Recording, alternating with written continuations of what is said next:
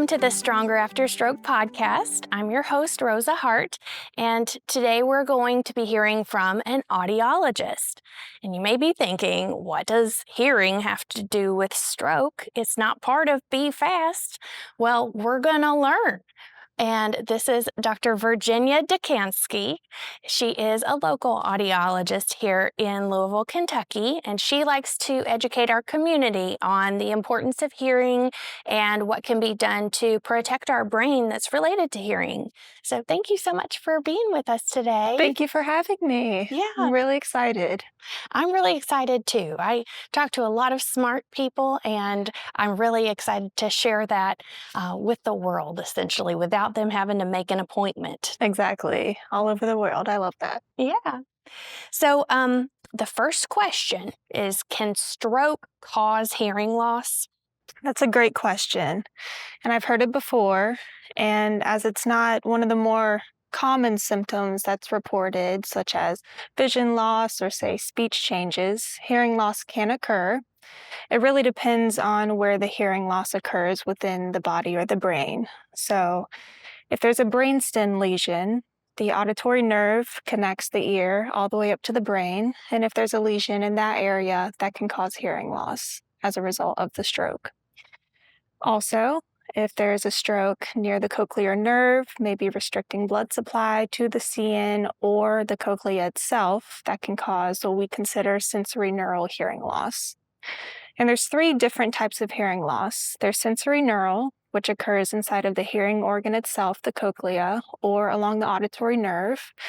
There is a conductive hearing loss. Conductive hearing loss occurs in the outer ear or the middle ear organs. So, say impacted wax, maybe a hole in the eardrum, maybe fluid, signs of infection. Something's blocking that sound from reaching the brain and being able to process it.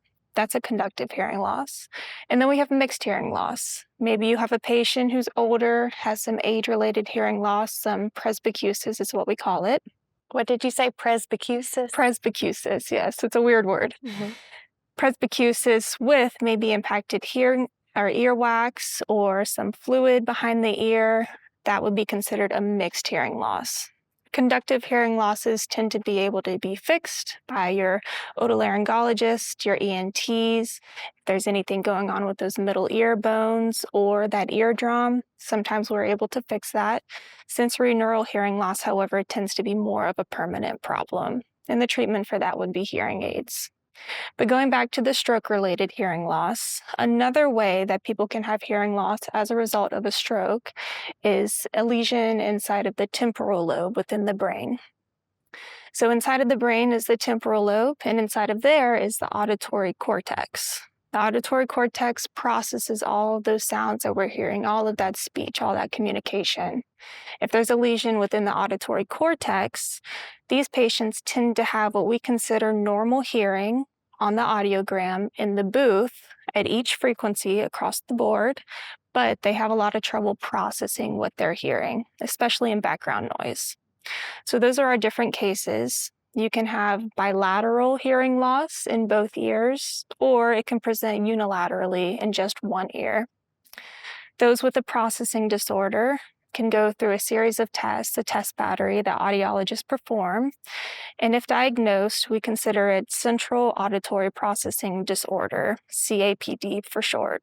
And again, these patients hear at a normal level considering the audiogram. However, they have trouble processing what they're hearing.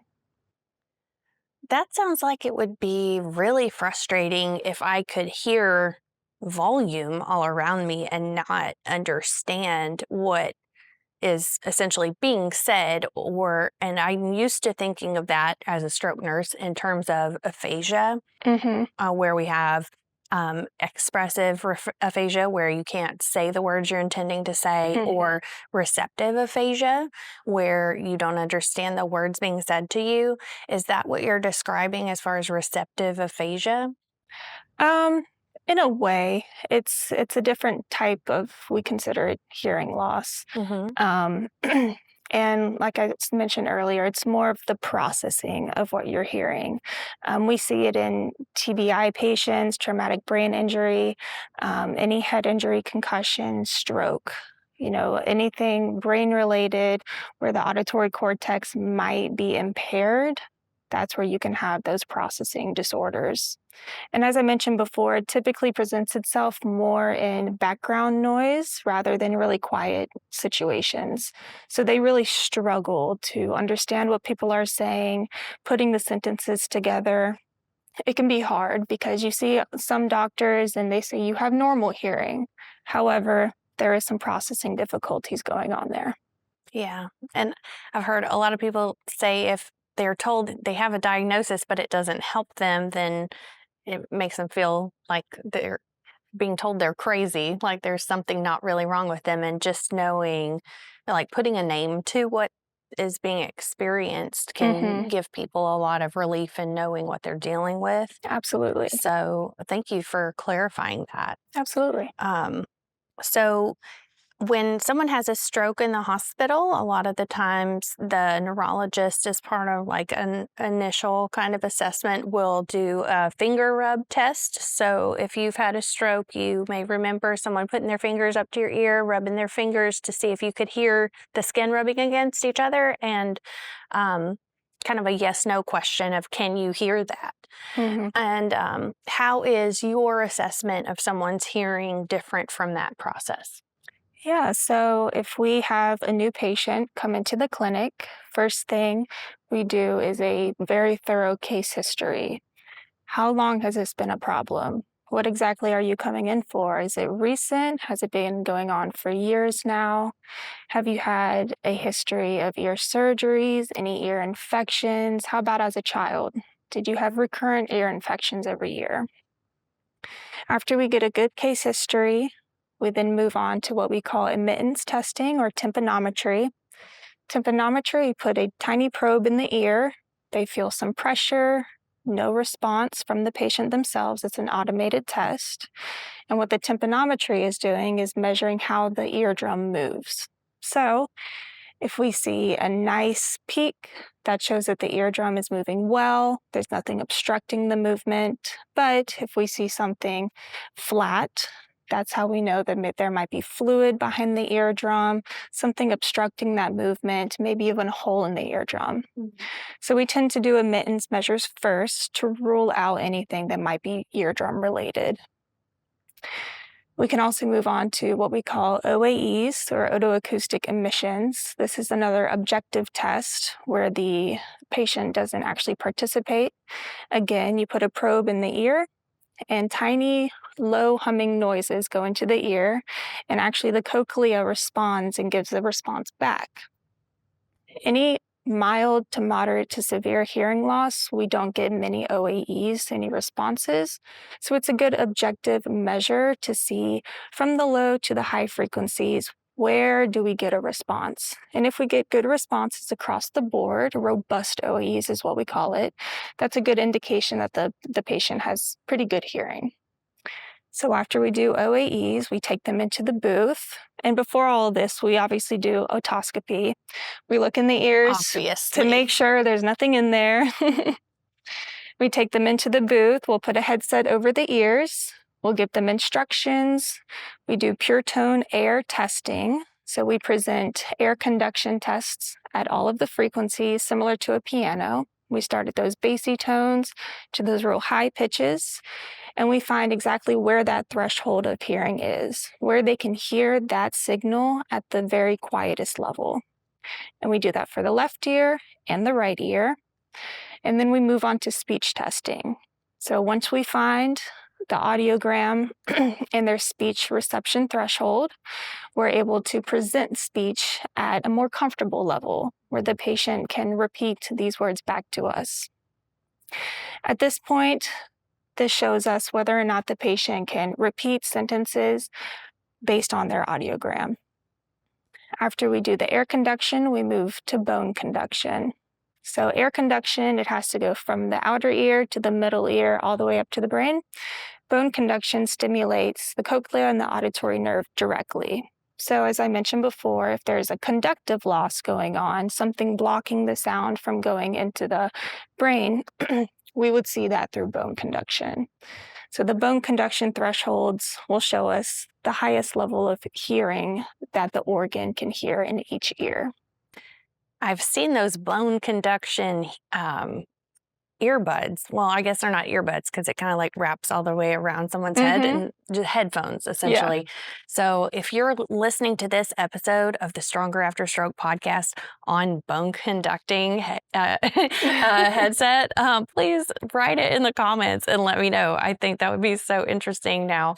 But if you're talking about all these different ways to test someone's hearing without them essentially telling you whether or not they're hearing, does that mean you can pick up on hearing loss in people who may not be willing to admit that they have this hearing loss? Because, I mean, most strokes do occur in older populations, and as people get older, they may have developed coping mechanisms as their hearing got bad as they aged. I know in my family, I've seen that happen where people nod like they hear you, but then later in the conversation, you're like, they obviously did not hear what I was saying.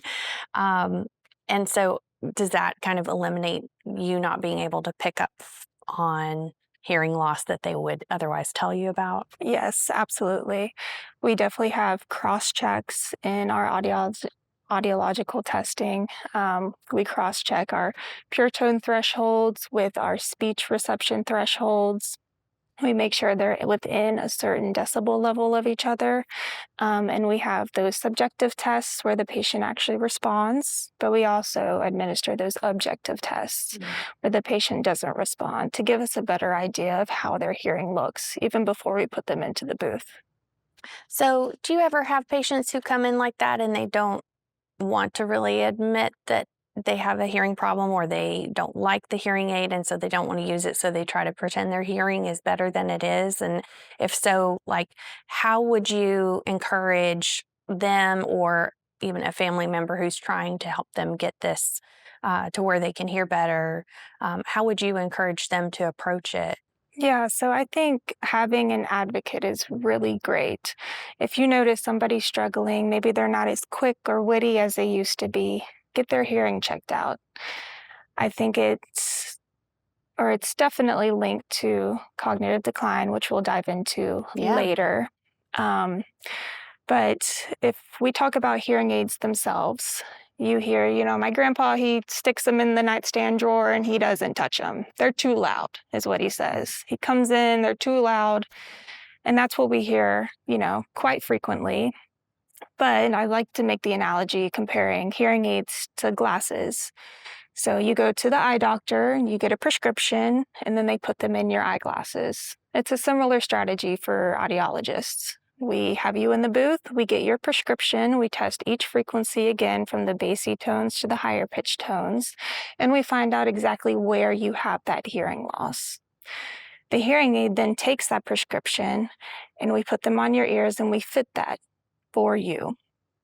The struggle with patients nowadays, or since the beginning of time with hearing aids, is when you are a first-time user, you tend to think that they're really loud. And that's very common and it's very normal. However, unlike eyeglasses, it takes about 2 to 3 months for you to get used to the hearing aids, to acclimate to the hearing aids. On average, it takes about 10 years for patients to come see an audiologist and get their hearing checked after they've noticed that they've been struggling for a while. So that's 10 years of you not hearing all of these little sounds around you. Your brain isn't getting that input as much as it used to. If you put 2 hearing aids on your ears, everything is going to be loud at first. 2 to 3 months. You're going to notice the clicker on your car. You're going to notice your feet shuffling, the birds chirping. All of these little sounds are going to sound very overwhelming in the beginning. But over time, after your brain has become adjusted to the hearing aids and all of these little sounds again, your brain will learn to ignore that refrigerator humming, ignore the fan on the ceiling, ignore the AC unit. So it does take a while. It's not a quick fix, but treating your hearing loss is very, very imperative, not only for your ear health, but also your brain health. Yeah, and you mentioned the cognitive decline that can happen. And I know we're all really interested in preventing dementia, preventing memory loss, and things like that. But when we talk about cognition, that could even be processing information, right? Absolutely. So, talk some more about that and the connection between being able to hear everything that's going on and preserving our cognitive ability. Absolutely. So, as you mentioned, this has been a really hot topic here in the past few years, especially.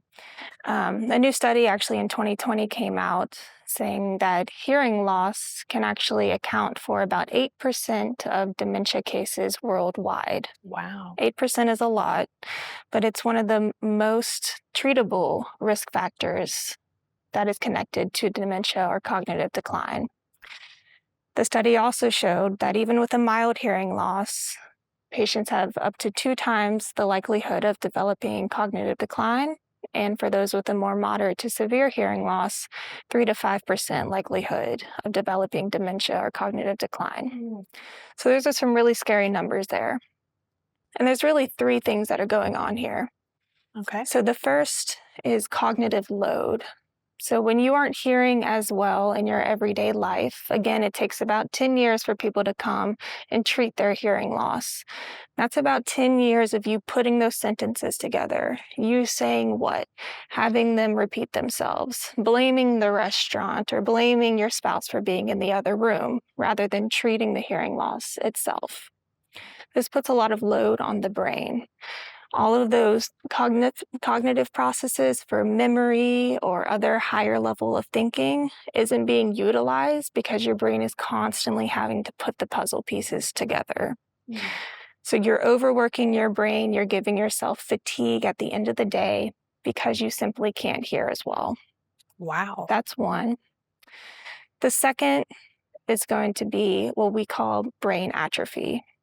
So MRI studies of dementia patients for untreated hearing loss dementia patients have shown that the auditory cortex actually shrinks over time if you have hearing loss. And this is because all of the input from your ears isn't reaching your brain. You can't hear all of the different frequencies.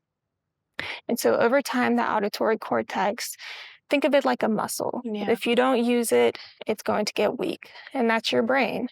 If you're not hearing all of the different sounds, those neurons can't fire, those neural networks are getting unused. And so it's really, really important to treat that hearing loss immediately when you find out that you're struggling to hear. You're having to turn up the volume on the TV more. You're having to ask other people to repeat. When you notice those subtle signs, it's likely that you should get your hearing checked out. Well, and I think that can be kind of confusing for people because on the one hand, we're saying, well, you're overworking your brain. But then on the other hand, you're saying, but then this part of your brain is going to essentially die, which is what atrophy is from lack of use. But the different parts of our brains have different functions. Like you were Right. talking about the temporal lobe earlier and the auditory cortex. And so if that part isn't working and it's not getting used as much, essentially you're saying the other parts of the brain are overworking to Exactly. compensate. Right. Right. So all of those parts of the brain used for memory, they aren't being used because your brain is working in overtime for you to be able to hear better. Well, that's really helpful to understand. And then was there a third way as Yeah, well? the other one that I wanted to point out was social isolation. So people with hearing loss tend to withdraw themselves. They don't go to religious services anymore. They don't go to family outings, to restaurants, because they really struggle to hear in those environments. So they tend to withdraw and isolate themselves. And social isolation is a risk factor for dementia in and of itself. So treating that hearing loss, giving yourself the grace to get used to the hearing aids, even if it's been a really long time, is really, really key for that brain health. Wow, it's like a trifecta. It is. And we got to protect our brain in all three different ways. And especially, I'm going to harp on it again. I was just speaking with some other neurologists about the importance of connection and our socialization to our brain health, but also our mental health, because that loneliness really can contribute to depression. And after someone has a stroke, there is an increase in anxiety and depression in people after that. Obviously, they had a really scary experience, and so that precipitated it. Right. But then also, like you're saying, if they can't do activities that they could before, whether it's because their hearing is different or because they can't do the movements that they could do, all of that really works together. So it's important to approach people as a whole. And so I think that's one thing I really love about getting to do this Stronger After Stroke podcast, is getting to really do a deep dive into all these different pieces. Right. It is a puzzle that a whole person is made up of, yes. right? Because it really is all connected. It's not It is. as separate as we might think it is. It's not as separate as all the separate doctor appointments you have to go to, for sure. And that's really key too. Yeah. Hearing for rehabilitation is very important. So you're seeing your physical therapist, your occupational therapist, speech therapy, all of these different things. You need to be able to hear your provider. You don't need to be struggling to, again, put those sentences together and put those puzzle pieces together. You should be able to hear them clearly to facilitate that rehabilitation. So it's really key, hearing for communication for rehabilitation. Yeah. Absolutely. And for me as a nurse, I'm supposed to educate my patients and their families on how to prevent another stroke. But if they can't hear what I'm saying, then how are they supposed to remember it, let alone apply it, right? And so it really is so intricately connected. And could you go over, like, again, some of the tells that people might have that they're struggling with hearing, whether or not they've had a stroke? So, like, if a family member doesn't see them very often, or maybe, and they see them every day and they've kind of gotten used to this. Oh, my mom just listens to the TV loud like that. That's just a fact of life. What besides that can family members and friends look for as indicators that might be worth getting addressed? Yeah, so as you mentioned, turning the TV up might be one telltale sign. But again, it goes back to that sort of withdrawal. You know, grandma's not as quirky and witty as she used to be. Maybe she's not speaking as much. She's not responding to you when you ask those questions. Maybe she seems a little down. You know, we've had patients come into the clinic, untreated hearing loss for a while, and we see the granddaughter bring them in, and they don't want to be there. But as soon as we put the hearing aids on, it changes their world. They're able to hear their granddaughter again. They're able to go to those functions again, go to restaurants with their families, actually have full conversations with people. And it's life-changing. And, you know, the patients cry, I cry. It's very touching. But just making that appointment, being their advocate, you know, listening to podcasts like these, you know, learning about hearing health and brain health and the connection between the two is really key for hearing treatment. And hearing aids nowadays aren't what they used to be. They're not your grandpa's old hearing aids that squeak and squeal. Not our grandpa when we were little. Right. So hearing aids have come a long way, you know, and even in front of my eyes, the technology has really advanced. Hearing aids, they look different. A lot of them sit behind the ear. Some go inside of the ear, but the functionality has really improved. So a lot of people think that hearing aids amplify all sounds around you, but that's not the case.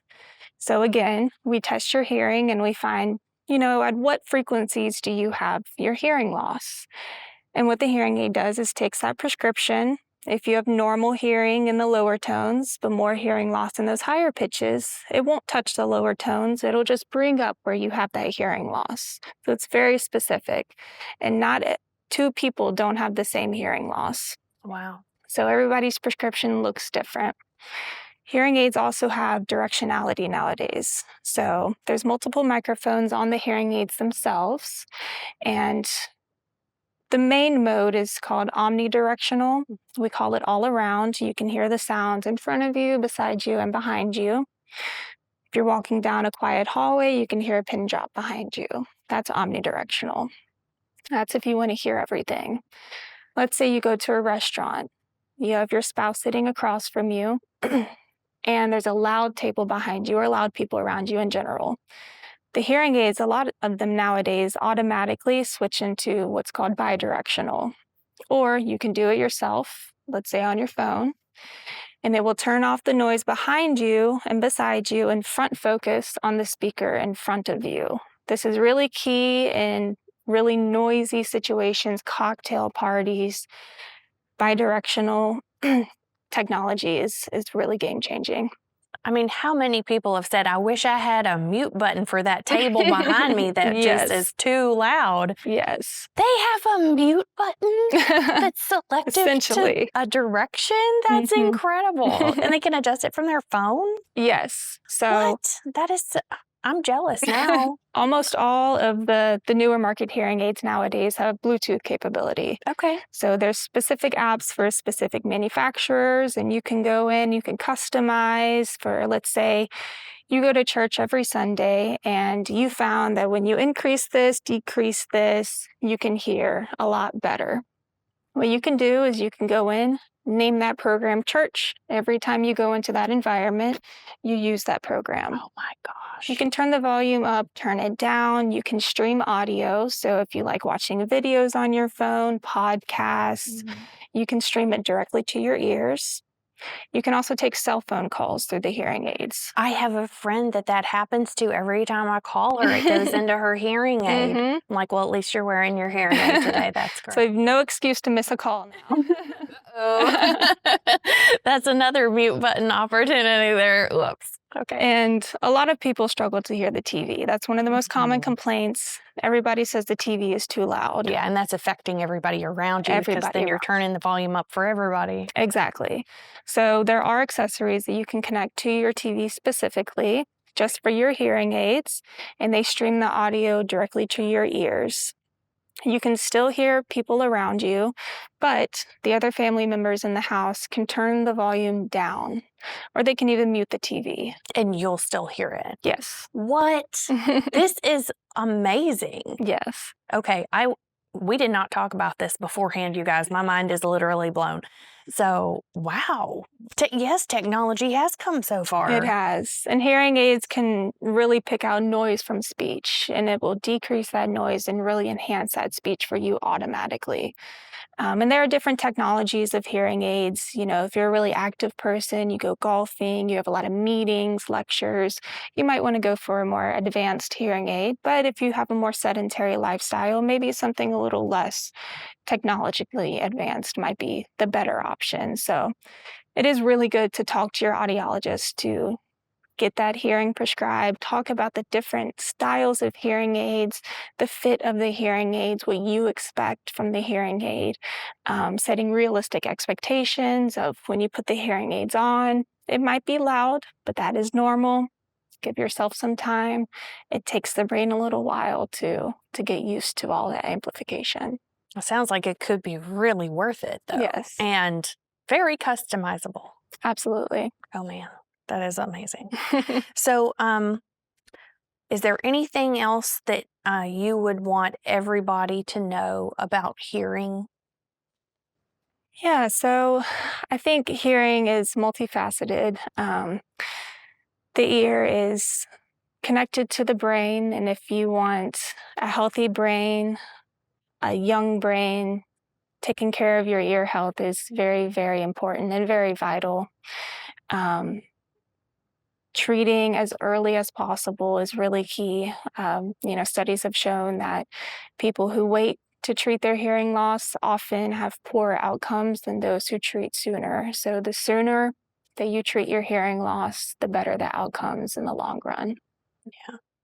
Well, thank you so much, Dr. Dekanski, for this illuminating look in the ear and the connection to the brain and all the possibilities for making people's hearing better. Yes. And if you are listening to this and you enjoyed this episode, please leave a comment and let me know what you learned. And let us know if you have any other questions that we could possibly answer in a following episode. Make sure you are subscribed wherever you're listening or if you're watching on YouTube. And I'll see you in the next episode. Thank you.